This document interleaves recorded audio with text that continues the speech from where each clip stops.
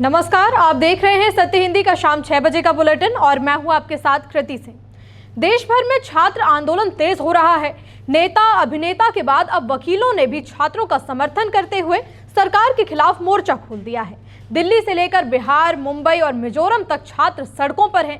कहीं लाठीचार्ज, कहीं पुलिस पर धमकी के आरोप, तो कहीं बारिश में गीत गाकर छात्र अपनी आवाज उठा रहे हैं। दूसरी तरफ सरकार बातचीत का न्योता दे रही है। संसद में भी नीट को लेकर घमासान जारी है। इन्हीं खबरों पर इस बुलेटिन में बात करेंगे, लेकिन उससे पहले आपको बता दें कि अब आप हमारे चैनल सत्य हिंदी के ऐप पर हमारे सभी न्यूज बुलेटिन, हमारे चैनल के सारे शो, हमारी वेबसाइट की सारी खबरें, सब कुछ बस एक क्लिक पर यानी कि आपके अपने सत्य हिंदी के ऐप पर देख सकते हैं। इसलिए तुरंत डाउनलोड कर लीजिए। डाउनलोड करने के लिए लिंक आपको इस वीडियो के डिस्क्रिप्शन में मिल जाएगा। तो आइए अब रुक कर लेते हैं शाम की 5 बड़ी खबरों का। छात्र आंदोलन के समर्थन में आए वकीलों ने सुप्रीम कोर्ट परिसर में किया संविधान प्रस्तावना का पाठ। नीट विवाद पर सरकार ने बातचीत का भेजा न्योता। सीजेपी बोली, बातचीत के लिए जंतर मंतर आइए। दिल्ली हाईकोर्ट में कल होगी सुनवाई। छात्र आंदोलन की एनआईए जांच मांगने वाली याचिका पर फैसला। देश भर में तेज हुआ छात्रों का आंदोलन, कहीं नारेबाजी तो कहीं बारिश में गीतों से उठाई आवाज। नीट पेपर लीक पर संसद में भी हंगामा। राहुल और अखिलेश ने स्पीकर से की मुलाकात। सुप्रीम कोर्ट और दिल्ली हाई कोर्ट के वकील आज प्रदर्शन कर रहे छात्रों के समर्थन में उतरे। देश में संविधान और लोकतंत्र को बचाने के लिए वकीलों का एक गुट गुरुवार दोपहर को सुप्रीम कोर्ट के लॉन में इकट्ठा हुआ। इस दौरान उन्होंने मिलकर संविधान की प्रस्तावना पढ़ी। हालांकि इस दौरान उन्होंने कोई नारेबाजी नहीं की। उन्होंने संविधान की प्रस्तावना पढ़ी और राष्ट्रगान गाया। आपको बता दें कि सीनियर एडवोकेट इंदिरा जयसिंह ने वकीलों से एकजुटता दिखाने के लिए बिना नारेबाजी किए लॉन में इकट्ठा होने की अपील की थी। बुधवार रात से ही सुप्रीम कोर्ट के वकीलों के ग्रुप में एक मैसेज तेजी से सर्कुलेट हो रहा था, जिसमें लिखा था कि लोकतंत्र बचाओ, संविधान बचाओ।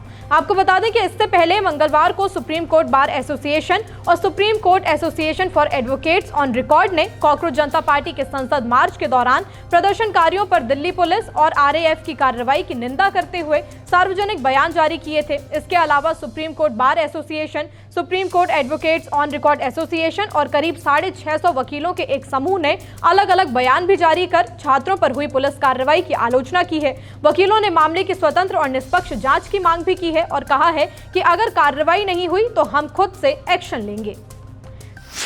जंतर मंतर पर प्रदर्शन कर रहे छात्रों और प्रतिनिधियों को सरकार ने बातचीत का न्योता दिया है।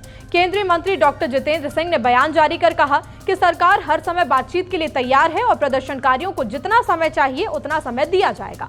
उन्होंने बताया कि अब तक 4 बार औपचारिक प्रस्ताव भेजे जा चुके हैं ताकि बातचीत के जरिए सभी मुद्दों पर रास्ता निकाला जा सके। उन्होंने बताया कि बातचीत केंद्रीय मंत्री जेपी नड्डा के कार्यालय या फिर उनके आवास पर भी हो सकती है। डॉक्टर जितेंद्र सिंह ने साफ कहा कि सरकार के लिए ये किसी प्रतिष्ठा का मामला नहीं है, बल्कि छात्रों के हित और समाधान तक पहुंचने की कोशिश है।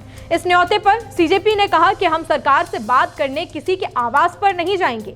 सरकार को बात करनी है तो जंतर मंतर आए। साथ ही सीजेपी ने कल 24 जुलाई को देशव्यापी प्रदर्शन की भी अपील की है। एक तरफ सरकार बातचीत करने को तैयारी का दावा कर रही है, तो दूसरी तरफ दिल्ली हाईकोर्ट इन छात्रों के आंदोलन में विदेशी फंडिंग वाली याचिका पर सुनवाई करने की तैयारी में है। शुक्रवार को दिल्ली हाईकोर्ट इस मामले में दाखिल जनहित याचिका पर सुनवाई करेगा, जिसमें प्रदर्शन की जांच एनआईए से कराने की मांग की गई है। ये पीआईएल अखिल भारत हिंदू महासभा के पूर्व उपाध्यक्ष सतीश कुमार अग्रवाल की ओर से दाखिल की गई। चीफ जस्टिस डीके उपाध्याय और जस्टिस तेजस कारिया की डिवीजन बेंच के सामने मामले की जल्द सुनवाई की मांग रखी गई। याचिकाकर्ता की ओर से कहा गया कि ये मामला कथित छात्र प्रदर्शन से जुड़ा है और इसके कारण दिल्ली में लोगों को परेशानी हो रही है। कई रास्ते बंद हुए हैं और आम नागरिकों को दिक्कतों का सामना करना पड़ रहा है। याचिकाकर्ता ने मांग की कि पूरे मामले की निष्पक्ष जांच किसी विशेष एजेंसी से कराई जाए ताकि आयोजकों, प्रदर्शन में शामिल लोगों और कथित बाहरी प्रभावों की भूमिका की जांच हो सके। याचिका में दावा किया गया है कि ये केवल छात्रों का सामान्य विरोध प्रदर्शन नहीं था, बल्कि इसके पीछे बड़ी साजिश हो सकती है। याचिकाकर्ता ने आरोप लगाया कि कुछ राजनीतिक नेताओं की भागीदारी के बाद प्रदर्शन का स्वरूप बदल गया। पीआईएल में मांग की गई है कि दिल्ली पुलिस की ओर से दर्ज सभी एफआईआर को एनआईए या किसी अन्य विशेष एजेंसी को सौंपा जाए। अब इस मामले में दिल्ली हाईकोर्ट की सुनवाई पर सबकी नजर है। साल 2026 नीट पेपर लीक के बीच नीट यूजी 2024 पेपर चोरी मामले में सीबीआई ने संजीव कुमार और संजीव मुखिया को क्लीन चिट दे दी है। संजीव वही हैं जिसे नीट पेपर लीक का मास्टरमाइंड बताया जा रहा था, लेकिन अब सीबीआई का कहना है कि हमें संजीव के खिलाफ जांच में कोई ठोस सबूत नहीं मिले हैं, इसी वजह से हम इनके खिलाफ चार्जशीट दाखिल नहीं कर रहे हैं। एजेंसी के मुताबिक ना तो पेपर चोरी में और ना ही पेपर बांटने की साजिश में संजीव की कोई भागीदारी साबित हुई, इसलिए उसके खिलाफ इस केस में कार्रवाई आगे नहीं बढ़ाई गई। सीबीआई ने बताया कि जांच के दौरान संजीव मुखिया फरार चल रहा था। बाद में बिहार पुलिस ने उसे दूसरे मामलों में गिरफ्तार किया, क्योंकि नीट यूजी 2024 मामले की एफआईआर में भी उसका नाम था, इसलिए सीबीआई ने उससे पूछताछ के लिए पुलिस रिमांड ली थी, लेकिन अब उसे क्लीन चिट दे दी गई। छात्र आंदोलन की वजह से 16 मेट्रो स्टेशन बंद होने से सुप्रीम कोर्ट पहुंचने में हो रही परेशानी पर सीजेआई सूर्यकांत ने कड़ा रुख अपनाया। सुप्रीम कोर्ट बार एसोसिएशन के अध्यक्ष विकास सिंह ने कहा कि स्टेशन बंद होने से वकीलों कर्मचारियों को भारी दिक्कत हो रही है। इस पर सीजेआई ने बताया कि प्रशासन को समाधान के निर्देश दिए जा चुके हैं और यदि स्थिति सुधरती नहीं है तो सुप्रीम कोर्ट न्यायिक हस्तक्षेप करेगा। उन्होंने ये भी स्पष्ट किया कि मेट्रो बंद होने के कारण देर से पहुंचने वाले वकीलों के मामले में कोई प्रतिकूल आदेश नहीं दिया जाएगा। फिलहाल सुप्रीम कोर्ट, राजीव चौक, मंडी हाउस, सेंट्रल सेक्रेटेरिएट, आईटीओ और खान मार्केट समेत 16 मेट्रो स्टेशन अगले आदेश तक बंद हैं। वहीं दिल्ली हाईकोर्ट ने पुलिस कार्रवाई की जांच से जुड़ी याचिकाओं पर सुनवाई के लिए सहमति दे दी है। बुलेटिन में अभी आगे और भी खबरें हैं। नीट पेपर लीक पर संसद में भी टकराव, स्पीकर से मिले नेता। कनॉट प्लेस में शाम 6:30 बजे तक बंदी के निर्देश। मुंबई में छात्रों को धमकी देने वाले पुलिसकर्मी पर हुई कार्रवाई। पेपर लीक पर मोदी का बड़ा ऐलान, राहुल ने किया पलटवार।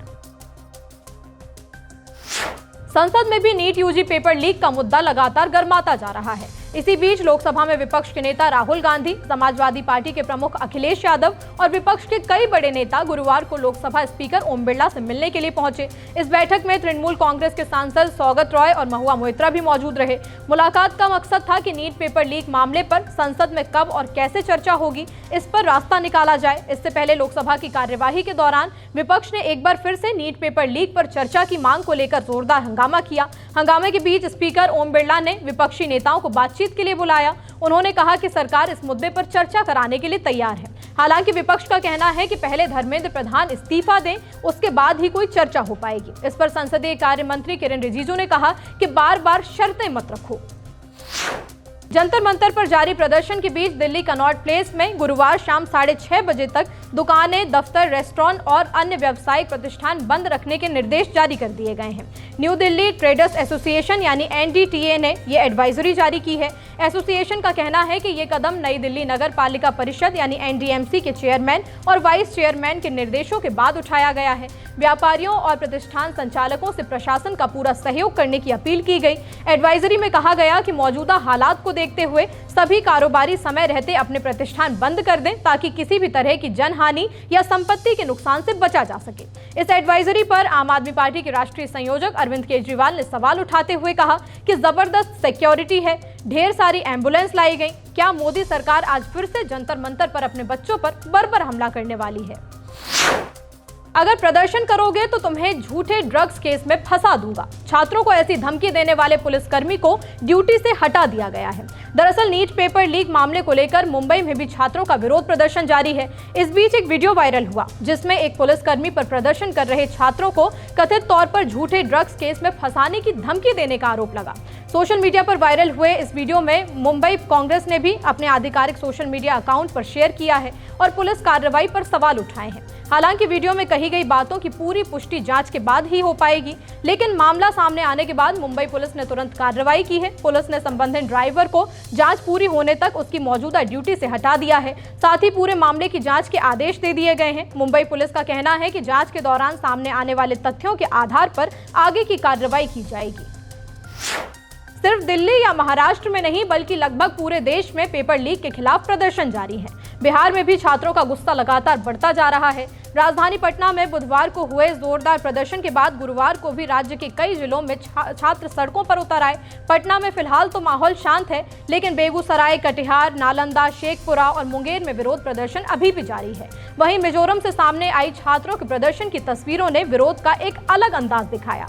सैकड़ों छात्र सड़कों पर उतरे, लेकिन इस प्रदर्शन में ना तो कोई तोड़फोड़ देखी गई और ना ही कोई नारेबाजी हुई। बारिश के बीच छात्र छाते लेकर शांत खड़े रहे और फिर अचानक सभी ने एक सुर में फिल्म 3 इडियट्स का मशहूर गाना गिव मी सम सनशाइन गाना शुरू कर दिया। छात्रों के चेहरे पर गुस्से से ज्यादा दर्द नजर आया। गाना खत्म होते ही पूरा माहौल तालियों से गूंज उठा। सोशल मीडिया पर वायरल हो रहे इस वीडियो को लोगों ने काफी पसंद किया और छात्रों के शांतिपूर्ण तरीके की तारीफ भी की। प्रधानमंत्री मोदी ने पेपर लीक मामलों के लिए पहली बार चुप्पी तोड़ी है और फास्ट ट्रैक कोर्ट बनाने का ऐलान किया है। उन्होंने कहा कि युवाओं का भविष्य सबसे ज्यादा महत्वपूर्ण है, इसी वजह से सरकार नया कदम उठा रही है। प्रधानमंत्री ने कहा कि पेपर लीक मामलों के लिए फास्ट ट्रैक कोर्ट बनाए जाएंगे। इन अदालतों में मामलों की जल्द सुनवाई होगी। दोषियों को सख्त और जल्द से सजा दिलाने की कोशिश की जाएगी। मोदी ने बताया कि अधिकारियों को जरूरी निर्देश दे दिए गए हैं। सरकार इस फैसले पर तेजी से काम करेगी। उनका कहना है कि छात्रों के हितों की रक्षा सरकार की प्राथमिकता है। प्रधानमंत्री ने यह भी कहा कि जो लोग युवाओं का भविष्य बिगाड़ेंगे उन्हें छोड़ा नहीं जाएगा। सरकार ऐसे लोगों के खिलाफ कड़ी कार्रवाई करेगी। वहीं पीएम मोदी के इस एक्स पोस्ट पर राहुल गांधी ने पलटवार किया। उन्होंने कहा कि आपने ही हमारे युवाओं के भविष्य को सबसे ज्यादा नुकसान पहुंचाया है। आपने न सिर्फ हमारे एजुकेशन सिस्टम पर पूरा कब्जा होने और उसे बर्बाद होने दिया, बल्कि उसे बढ़ावा भी दिया और इसके जिम्मेदार हर व्यक्ति को संरक्षण भी दिया। उन्होंने कहा कि छात्रों की मांगें साफ हैं कि पहली मांग ये कि धर्मेंद्र प्रधान को पद से हटाया जाए, दूसरा ये कि छात्रों से माफी मांगी जाए और तीसरी मांग कि छात्रों के साथ हिंसा करने वालों के खिलाफ कार्रवाई की जाए। फिलहाल बुलेटिन में इतना ही। रात 8 बजे फिर होगी मुलाकात नई खबरों के साथ। तब तक के लिए नमस्कार।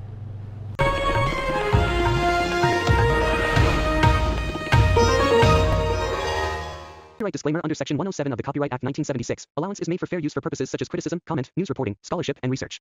Fair use is a use permitted by copyright statute that might otherwise be infringing